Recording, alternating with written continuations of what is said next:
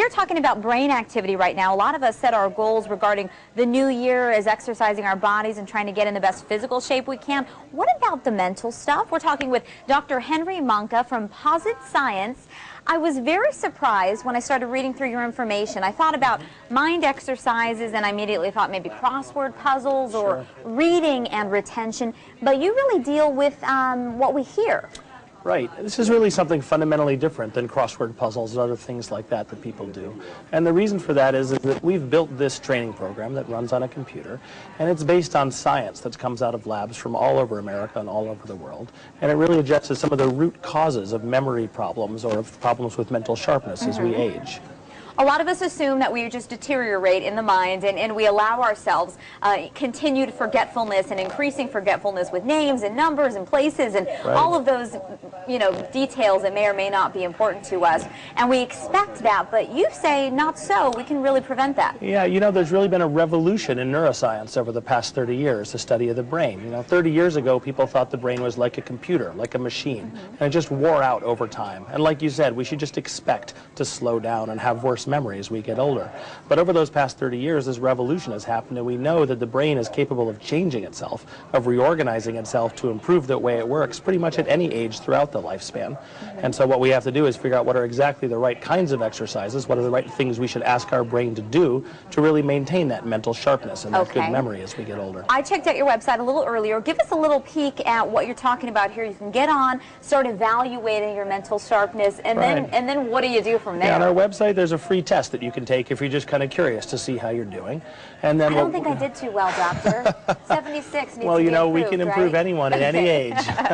And then you can go on to use the actual full training program. And as you mentioned, this training program works on listening. What it does is it improves the speed and accuracy of how your brain hears information so that it engages more strongly in memory. So that when you look for something in your memory that you've heard, it's there for the first time. So I'll just give you a little tiny demo of the kinds of things you do.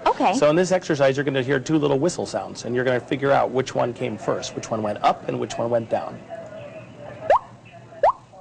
So in that case, both of them went up like that. And you might ask, well, what does this have to do with memory? Well, it turns out that that's a fundamental measure of how fast your brain can process information. And as we get older, that speed slows down, and it contributes to memory problems. So by exercising that fundamental speed processing ability, we can improve memory. And now it starts off easy, but of course it can get much harder. So it got a little faster than that for me. Yep, so I'll go to a hard level. Let's try this one. So there were two sounds there very close together. That's at the level that people in their 20s and 30s. Exactly. But through training, even a person who's in their 50s, 60s, 70s, or 80s can get back to that level. And again, it seems like such a simple thing, but in fact it's correlated strongly with memory or your ability to hear speech in a noisy environment and do things like this. So sharp listening, you hear those nuances, you're more likely when you're listening that clearly to retain it. That's exactly right. And so this is one of actually 6 exercises that all work together to train all kinds of elements of how you hear things and how you pay attention to things and so forth and so on. Dr. Manka, I got to get on and keep practicing. I wasn't happy with my score. I'm sure there's hope for all of us. Thank you so much. And what if you have I know we're out of time, but if your hearing is actually deteriorating? It's fine. We've done clinical studies that show that this works. We've done randomized controlled trials that show that it improves memory, and we've looked at people with bad hearing and with good hearing, and it seems to work about the same in both of those cases. The website is positscience.com. We're going to put that on our hotline and website so that you can check it out and find out a little more information for yourself. Thank you so much for joining us. Again, azfamily.com is our website. You can find all the information of everything we talked about today right there.